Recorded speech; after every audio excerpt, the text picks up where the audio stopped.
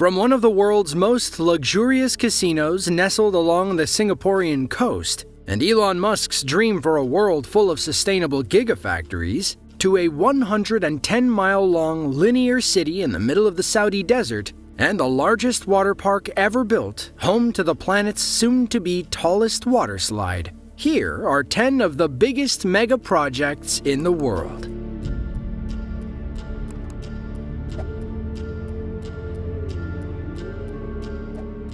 Between 1998 and 2004, the Petronas Towers in Kuala Lumpur, Malaysia, were the tallest buildings in the world. At 1,483 feet, the Malaysian twins were only 33 feet taller than the Sears Tower in Chicago, which then became the second tallest building in the world, or maybe the third. The Petronas Towers held that title until the construction of Taipei 101 in Taiwan, but then the Burj Khalifa dwarfed everyone in 2010, standing 2,717 feet tall. Still, the Petronas Towers are the tallest twin skyscrapers on Earth, and home to National Petroleum Limited, a Malaysian oil and gas company commonly referred to as Petronas. The $1.6 billion towers also feature the world's highest two-story bridge between the 41st and 42nd floors. You can head up to the observation deck on the 86th floor for an even better view of the Malaysian skyline. Argentinian-American architect Cesar Pelli went with a distinctive postmodern style, aiming to build a 21st century icon for Kuala Lumpur, Malaysia. Seeing how the official Malaysian religion is Islam, Pelli combined principles of Muslim architecture and design to create a structure that oozed with Malaysian culture. Like most mega projects, construction didn't come without its hiccups. A bad batch of concrete brought construction to a grinding halt. They were worried the weak concrete had infected everything they had built so far. Luckily, builders only used it on one floor. They tore that floor down, rebuilt, and kept moving. Still, the delay cost the project about $700,000 per day.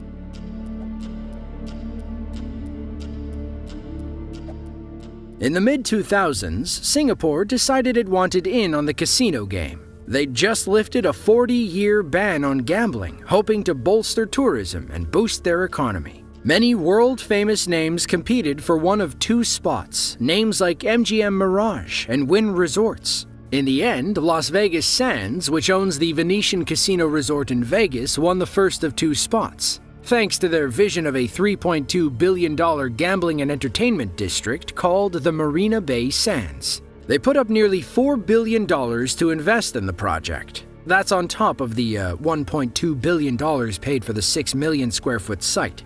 But thanks to labor shortages and rising material prices, the total development cost was estimated at 8 billion Singaporean dollars as of 2009, or about 6.8 billion US dollars. They called it the most expensive standalone resort property ever built. But unlike some mega project ideas, they actually pulled it off. Today, the Marina Bay Sands sports a 2,500-room hotel, a 1.3 million square foot convention center, a mall, a museum, and several celebrity chef restaurants, including 2 Wolfgang Pucks. Meanwhile, the casino floor is a gambler's paradise with 500 tables and 1,600 slot machines. The coup de grace, if you will, is the Sands Sky Park, a 1,100-foot skyway connecting all 3 towers. You can dive into the infinity swimming pool while enjoying a gorgeous view of the Singapore skyline.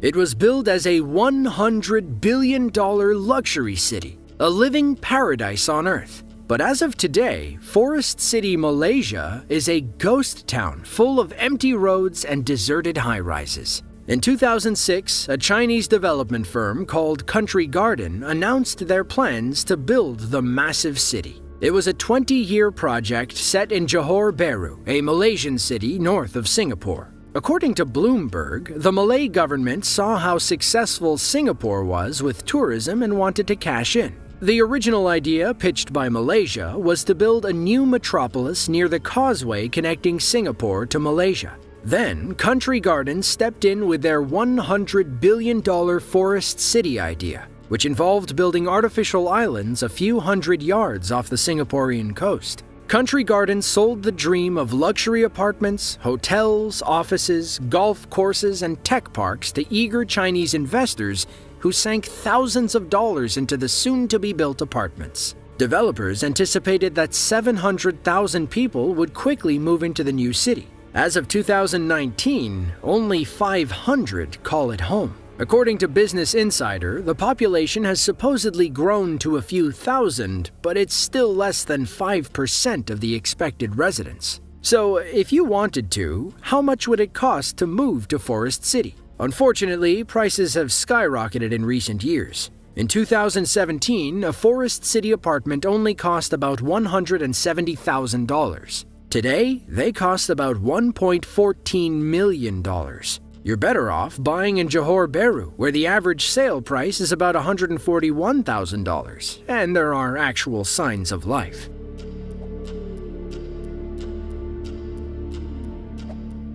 Picture this. You're sailing down the Red Sea between Saudi Arabia and Egypt when you suddenly see your reflection along a 110-mile mirror. But wait a minute, that's not a mirror. Instead, it's a 1,600-foot-tall, 660-foot-wide, 110-mile-long building. And there's another running parallel on the other side. What you're currently looking at is Saudi Crown Prince Mohammed bin Salman's NEOM project, better known as The Line. Some may call it the sustainable city of the future. Others think it sounds a little dystopian. The $725 billion city will run on nothing but sustainable energy. There won't be any cars either. Instead, the MBS imagines a high-speed underground train that can get you from end to end in 20 minutes flat. Residents will enjoy a lush outdoor landscape between the two mirrored buildings. Those buildings, ideally, will house and employ about 9 million people. The line will also remain under the watchful gaze of AI. MBS says it's to use data models to find ways to improve the city, but it sounds a little matrixy to us. It's all part of something called Vision 2030, which aims to make the oil-rich country the world leader in sustainable innovation. Work began on the line in late 2022, with drone footage coming out in October showing what looks like the initial groundwork. According to Saudi officials, you could be living in the line as soon as 2023. Or is it on the line? What about at the line?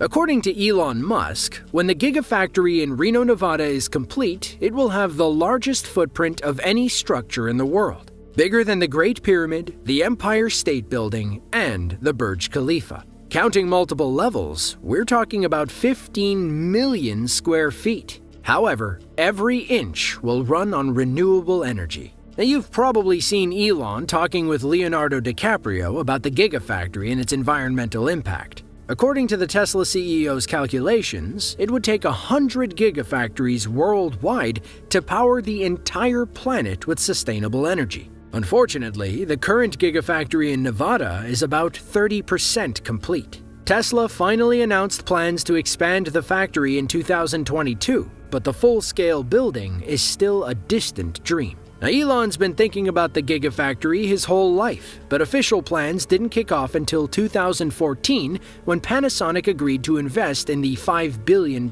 project. With the how figured out, it was time to determine the where. Tesla toured several locations, never once thinking about northern Nevada. But after a little convincing and several private trips, Tesla finally settled on the Tahoe Reno Industrial Center, or TRIC. Now, while the Nevada factory is the biggest, it's not the only Gigafactory Tesla owns. Giga New York, located in Buffalo, focuses on power pack batteries and solar panels. Giga Texas, the company's newest factory in Austin, serves as Tesla HQ and acts as an assembly site for Model Ys, Model 3s, Cybertrucks, and Cybersemis. 2 more Gigafactories exist outside the US, one in Shanghai, China, and the other in Berlin, Germany.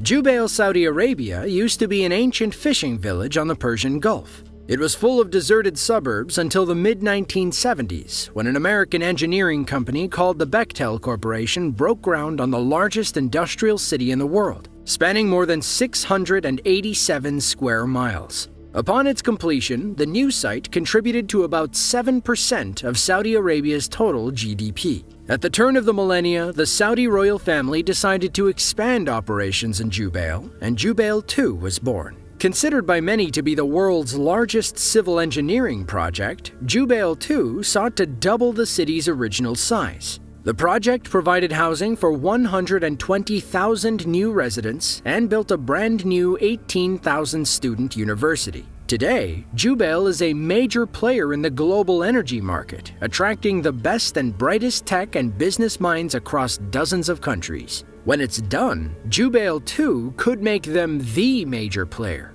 During peak working seasons, the Jubail II project employs 20,000 workers per month. About $4 billion has been invested in infrastructure, which includes hundreds of miles of roads, water and waste facilities, and utilities. Another $18 billion will go toward building the expansion itself. In fact, the project is so big that they broke it into 4 phases over 22 years. The current timetable has Jubail II completed by 2024, but we'll see if any pandemic-related setbacks push that completion date off a bit.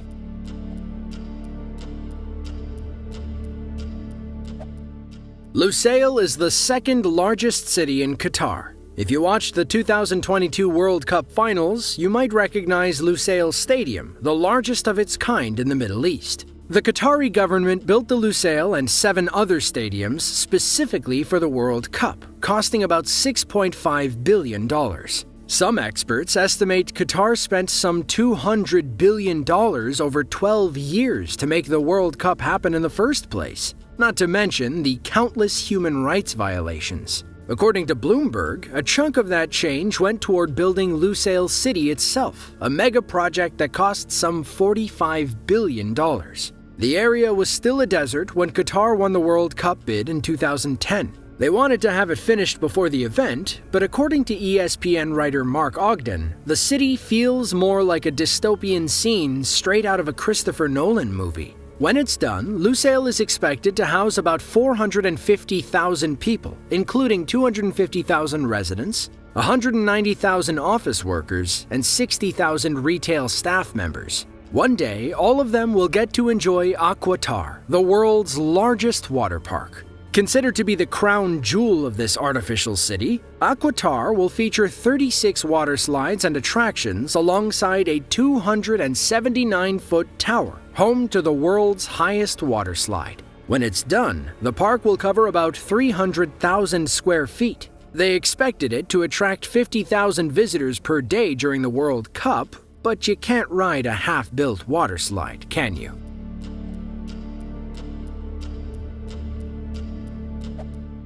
The Blue Nile River, one of the 2 primary Nile tributaries, is a lifeline for northeastern Africa. It flows north from Lake Tana in Ethiopia, through Sudan, and into Egypt, some 1,600 miles downstream. In the early 2010s, Ethiopia announced plans to build a $5 billion dam on the Blue Nile. The project underwent several name changes, at one time called the Millennium Dam, but builders finally settled on the Grand Ethiopian Renaissance Dam, or GERD. In a nutshell, the point of the GERD was to supply ample electricity to Ethiopia, a country that, before GERD, saw 60% of its people living in darkness. Ideally, the GERD will produce so much power that Ethiopia can sell electricity to the surrounding counties like Sudan and Egypt. The dam was supposed to be opened in 2017, but feuds between Ethiopia, Sudan, and Egypt kept stalling the project. Egypt relies heavily on the Nile River and believes the GERD will significantly limit the amount of water available by the time it reaches Cairo.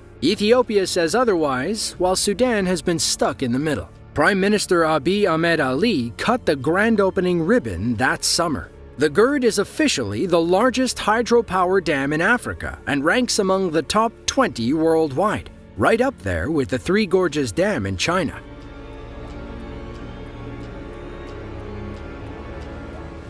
In January of 2008, the UK decided it was time to expand its nuclear energy capabilities. After some negotiations and budgetary conversations, the idea for Hinkley Point C was born, joining the ranks of Hinkley Points A and B. At the time, Hinkley B was the UK's most productive nuclear power plant, but it closed in August of 2022 due to old age. Thankfully, plans for Hinkley Point C were already underway, plans that now have a £25 billion price tag. But it wasn't always that expensive. EDF is the French energy company spearheading the project. They wanted to have the plant open and operational by 2025, but several setbacks and a global pandemic kept pushing the completion date. According to the BBC, the limited number of workers allowed on site during COVID cost the project more than 500,000 days of critical work between 2020 and 2021. When it's done and paid for, Hinkley Point C's twin-unit reactor will be able to produce 3,260 megawatts of low-carbon energy for the next 60 years. By comparison, a typical coal plant only produces 600 megawatts of energy. According to EDF, Hinkley Point C will provide enough clean energy to power 6 million homes until the 2080s.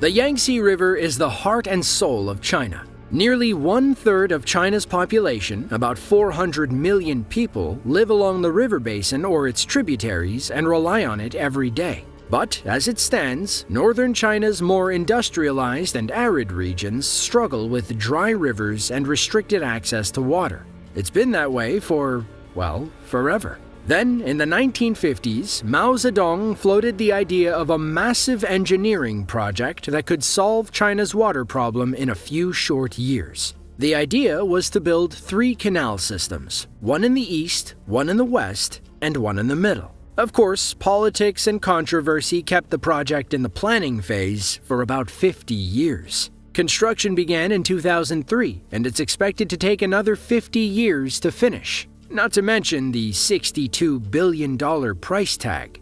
Fun fact, that is more than twice the cost of the Three Gorges Dam. When it's done, the South-North Water Transfer Project will divert 44.8 billion cubic meters of water annually to drier areas in northern China. It'll also link China's 4 main rivers: the Yangtze, the River, the Huaihe, and the Haihe. If all goes according to plan, water diverted from the Yangtze River near Yangzhou City will travel east along existing channels to the Weishan Mountains of Shandong. From there, it'll cross the Yellow River via a tunnel and flow into Tianjin. The central route will divert water from the Han River to flow up to Beijing. They wanted this leg finished in time for the 2008 Olympic Games, but only about a fourth of the route was built. Finally, the western route will divert 4 billion cubic meters of water from 3 tributaries along the Yangtze and send it about 300 miles across the Bayankala Mountains and into northwestern China.